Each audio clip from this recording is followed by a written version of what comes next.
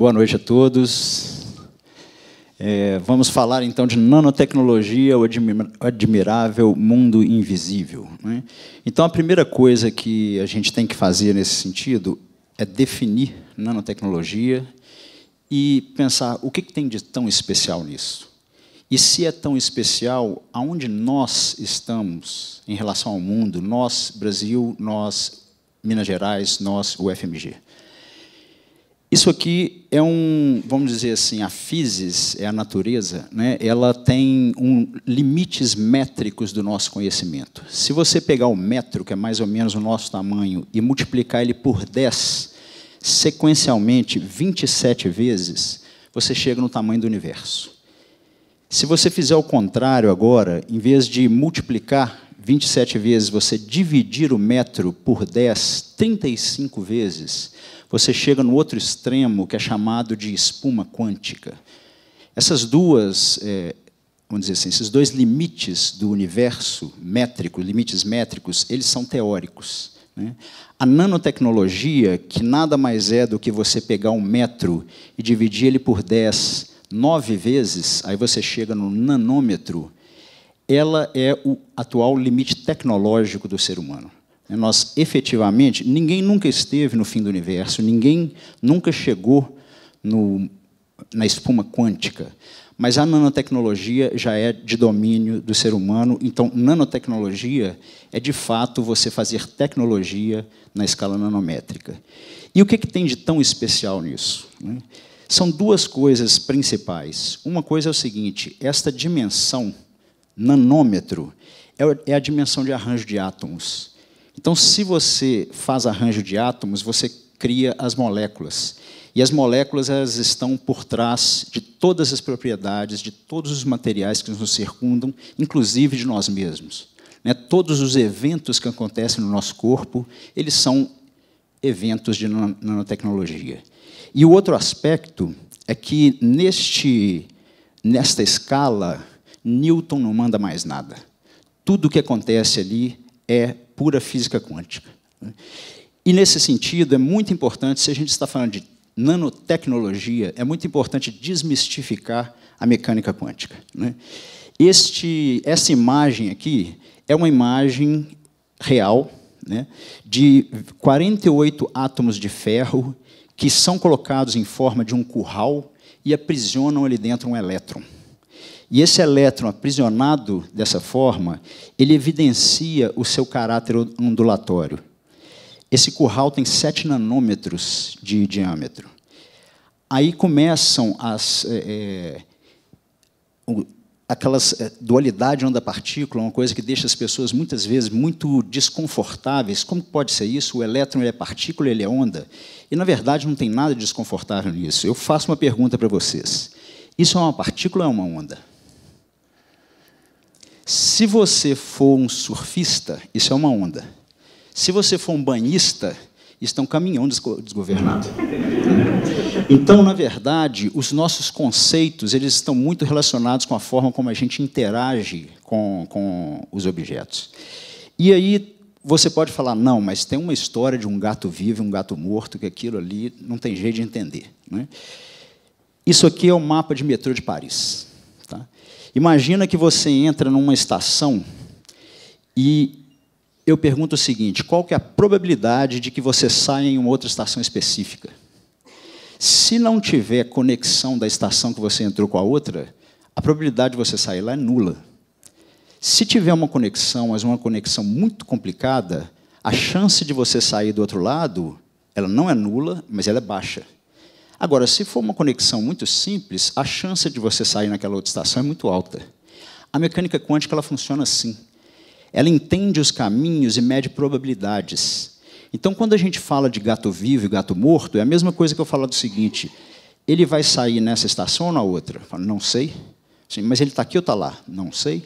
Eu te falo as probabilidades. E se você sair em uma, você não saiu na outra.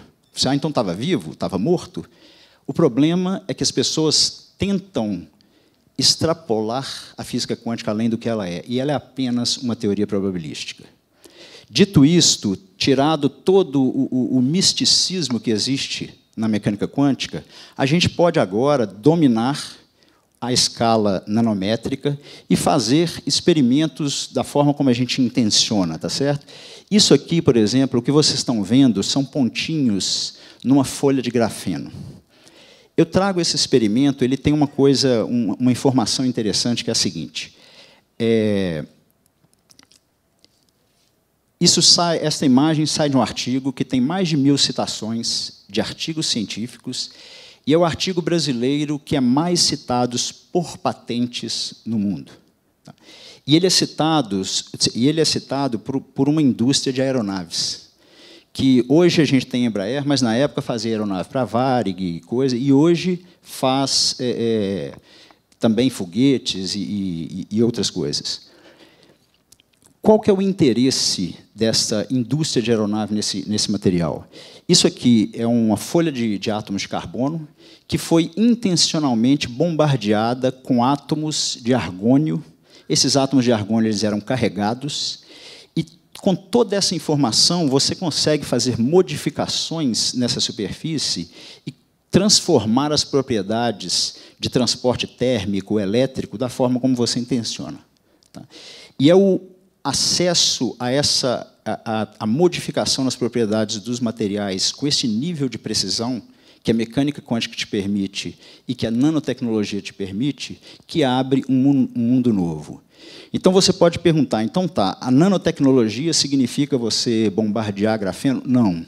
A nanotecnologia, na verdade, ela está em quase tudo que a gente conhece hoje em dia. Tá, vamos olhar para diversos exemplos. Aqui tem coisas do mundo e coisas do Brasil. Né? Esse vitrô que a gente vê aqui, hoje nós compreendemos que o ouro ele só é amarelo quando ele é muito volumoso. Quando ele está na dimensão nanométrica, o tamanho dele muda a cor. Esses vitrôs que são de catedrais europeias, da época de 500 a 1500 anos atrás, eles são feitos com nanopartículas de ouro, e é por isso que eles têm diversas cores. A gente tem um exemplo brasileiro, que é aquela mão segurando terra ali. O que os índios, antes da colonização, faziam no Brasil era adicionar nanoestruturas de carbono à terra, na região amazônica, para modificar o solo para fazer agricultura. A diferença do que os construtores de catedral e os índios brasileiros faziam há milênios atrás, desse robozinho que está mostrado ali, é que agora a gente tem um conhecimento, a gente é capaz de chegar nesse nível e entender por que as coisas estavam acontecendo, o que estava efetivamente sendo feito ali. Aí você consegue, por exemplo, desenhar, usando átomos também, o logo do Inmetro. E fazer diversas outras tecnologias, melhorar o creme, sundown e etc. E o que a UFMG tem feito nesse assunto? Também de tudo. Quando você, então, é capaz de chegar no domínio da matéria neste nível, nessa escala, você pode, como o Marcílio falou, melhorar as propriedades do cimento, misturando uma nanoestrutura, que é um nanotubo de carbono, ao cimento, fazendo, então, com que você possa fazer um material mais robusto. Você pode pegar o grafite, que o Estado de Minas Gerais é um dos maiores produtores do mundo de grafite mineral, esfoliar aquilo e transformar aquilo naquele grafeno, que é aquele material que a indústria de aeronaves está tão interessada. Você pode fazer essas coisas que são relativamente low-tech, ou você pode fazer coisas altamente high-tech, como fazer o design daquela nanoantena que está abaixo, à direita de vocês, que aquilo ali tem uma dimensão muito clara, muito específica, para ter um acoplamento com a luz muito sutil, que eu vou explicar um pouco mais à frente. Mas um aspecto eu quero agora retornar e pensar aonde está a nanotecnologia aparecendo, vamos dizer assim, na história da humanidade. Se a gente pega esse gráfico, essa linha que sobe, isso aí é a população de seres humanos no nosso planeta. Desde milênios atrás, até recentemente, há 200 anos atrás, quando há uma explosão de seres humanos no planeta. Quando um físico olha uma coisa como essa, tem diversos sistemas na natureza que apresentam comportamentos como esse. E, geralmente, a gente chama isso de transição de fase. Por exemplo, quando a água vira gelo, diversas propriedades da água fazem um gráfico como esse. Então, a gente fica com a pergunta assim, será que a humanidade vai sofrer uma transição de fase? Quando a gente pensa em todos os nossos filósofos, todas as nossas escrituras, todos os nossos conhecimentos, eles efetivamente são feitos, eles são construídos numa fase que já passou. Que o ser humano hoje está entrando numa era onde a gente está com 8 bilhões de habitantes, com uma velocidade de informação completamente diferente, e a gente tem dúvida de onde vai dar isso. O Nietzsche ele estava ali no começo dessa subida, mas, hoje em dia, você tem diversos filmes de ficção científica, que Matrix, Blade Runner e Guerra Infinita, onde, basicamente, as pessoas falam assim, o mundo está meio estranho. E é nesta subida, mais ou menos naquele ponto, onde tem um evento que é, efetivamente, o nascimento da nanotecnologia, que é o aparecimento do microscópio eletrônico. O microscópio eletrônico ele é inventado, então, em 1931. Muito bem, naquela subida também existe uma oscilação do capitalismo que foi identificada por um economista russo que se chama Kondratiev, que ele fala que o sistema capitalista ele passa por épocas de euforia e de crise. Então, a gente tem aqui a Grande Depressão, tem a crise do petróleo, tem o crash da Bolsa de Nova York, e tem os períodos de euforia, que, geralmente, estão relacionados à Revolução Industrial, com alguns picos de novas tecnologias que aparecem. Hoje em dia, a gente, às vezes, estranha tantas eleições esquisitas no mundo acontecendo, mas, hoje em dia, a gente está numa depressão dessas. E a previsão, é claro que essas previsões são sempre... que o próximo ciclo de Kondratiev ele vai estar ligado ao desenvolvimento das nanotecnologias, que são uma área totalmente interdisciplinar, que vai abordar a biotecnologia, o meio ambiente e diversas outras. Por exemplo, isso aqui é o computador quântico feito pela IBM. O computador quântico ele troca o que controla a informação num computador, que é chamado de bit, que basicamente ele fala sim ou não, é o 0 ou 1. O computador quântico ele troca isso por um vetor que pode apontar em qualquer direção. Isso significa simplesmente que você pega uma informação que está no computador, que tem só 2 posições, e troca ela por uma informação que tem infinitas posições. Isso está sendo implementado, isso já existe, por causa da nanotecnologia, e faz com que a computação tenha um salto de capacidade de processamento que é, a princípio, infinito. E, dentro disso, aonde que a gente se coloca? Eu falei que a UFMG assim, e o Brasil tem diversas tecnologias sendo desenvolvidas. Mas, quando a gente olha para esse tipo de coisa, a gente fica sempre preocupado com a desigualdade no mundo. Será que isso é um mapa de trocas científicas acontecendo no mundo? E, se você compara isso com o mundo, você entende que ali está os Estados Unidos, a Europa. O Brasil está até ascendendo, mas o que a gente quer é que o mundo todo ascenda. E isso está muito relacionado com o domínio tecnológico, é lógico, com a compreensão do ser humano, da desigualdade, etc. Mas, no ponto de vista de corrida tecnológica, isso está relacionado com você dominar não só o fazer uma nanotecnologia, mas também dominar as máquinas que são responsáveis pela construção, pela criação da nanotecnologia. Isso aqui é a tentativa de você focalizar a luz. Eu falei que o microscópio eletrônico ele começa na nanotecnologia. Isso porque o microscópio eletrônico você pode focalizar um elétron em uma região muito pequena, de nanômetros, aliás, de angstroms, na verdade, que é abaixo do nanômetro. A luz você não consegue.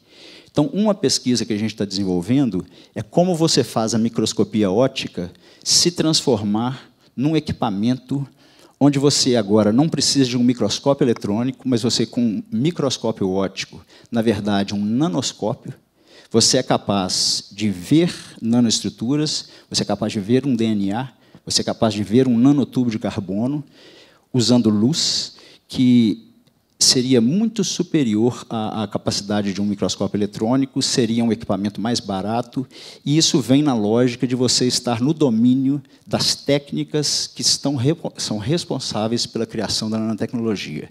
Isso está sendo desenvolvido no laboratório, isso é a visão da gente formar os nossos futuros empresários, e o que eles estão fazendo, basicamente, isso aqui é a imagem, então, de uma molécula com um microscópio óptico normal. É um microscópio óptico que tem uma limitação, e é por isso que ele chama microscópio. Ele só consegue ver microns, ele não consegue ver nanômetros.